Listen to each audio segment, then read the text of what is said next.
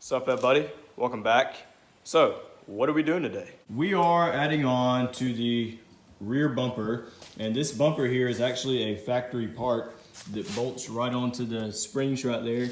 It connects in with the seat, but I want to expand it a little bit. So I got this 3/4 inch steel pipe stuff, and I kind of got it screwed together right now on each side, and I also want to make something right here so I can kind of put more stuff right here.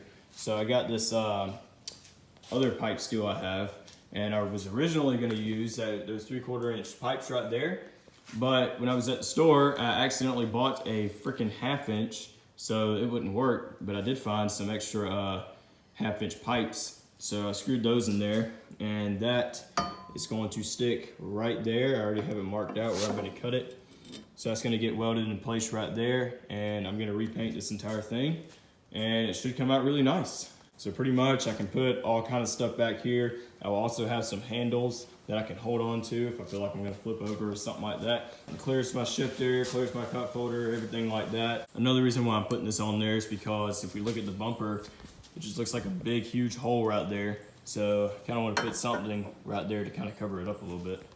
And for some of you who don't know, I actually have a trunk kind of built in back here.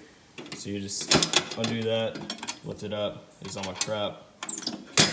Shut it, perfectly fine. You can see how the original bumper bolts right into the seat, and yeah, this thing's really solid. It's pretty much gonna look like one of these racks that you see on a four-wheeler or ATV. But this thing's probably now considered a ATV now because it's pretty much an all-terrain vehicle, am I right? So I'm gonna get the grinder, I'm gonna cut the extra steel off that I don't need.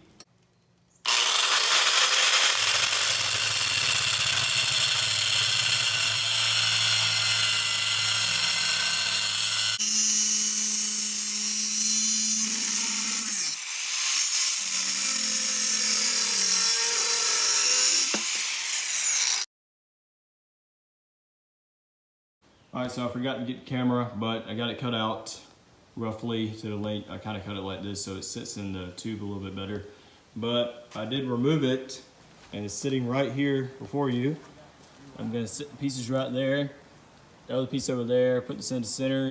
Alright, so there we go. Got everything all placed, everything all set up, measured, or roughly marked so I know where to grind so I can get a good weld. I think it has a pretty cool look to it, especially after I throw some paint on it and clean everything up.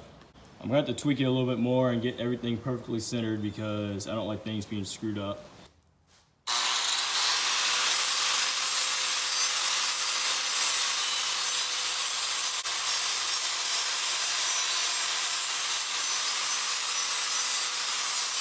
All right, so I just spent about 5 minutes on grinding and about 36 years trying to line everything up.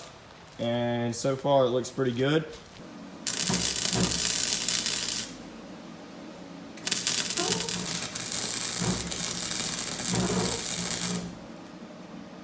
All right, so everything's tacked together.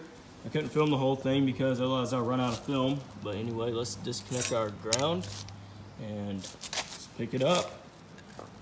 Hey, there we go. Here's a different angle, and you can obviously see this one's bent up more. That kind of thing bothers me, so I'm gonna kind of get this more flush. I'm gonna also lower that one as well. And yeah. And boom, just like that, it's done.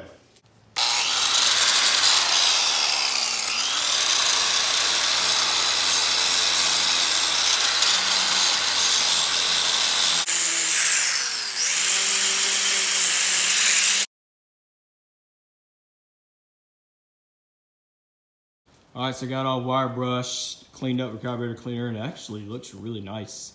So now I'm gonna get the primer and just kind of spray a quick little dust coat on it and let that sit because I gotta go inside and do freaking homework, which really sucks, but sometimes you gotta do what you gotta do. So I'm gonna kind of roughly spray this up and yeah. And then come out here the next day and finish painting.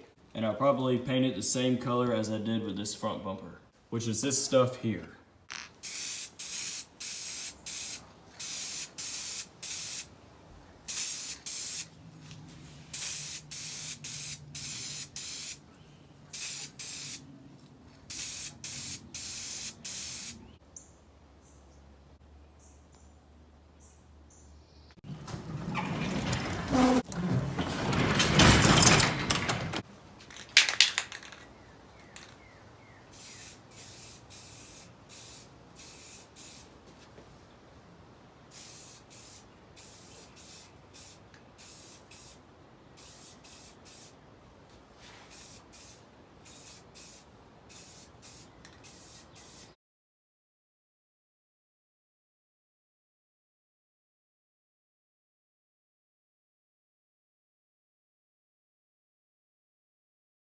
So here it is, all done and painted. It just needs to sit for a while, a couple of days for it to dry.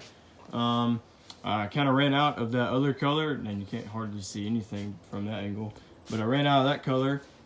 So I finished it off with some satin black, just to kind of go over it because yeah, I just kind of wanted the entire thing to be the same. Then I found some clear coat just laying around, and I decided to spray that on there because give me a reason not to.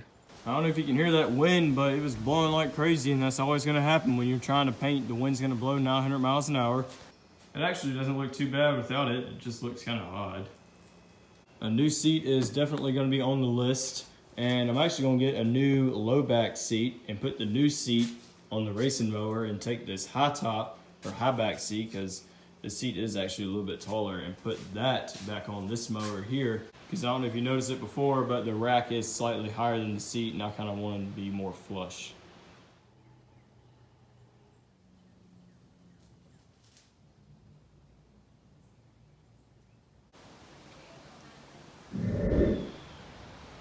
Alright, so a couple of days later, it is pretty much dry. So I just took it off the little thing now, and I'm gonna bolt everything up and position everything, and then show y'all what it looks like. And bam, just like that. It's all bolted down, springs back in place. I think it has a really cool look to it.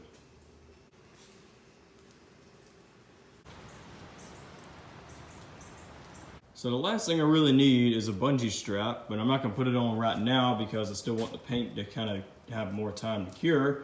But if you're wondering how wide it is total, it's about 30 inches. So yeah, that'll about do it for this video.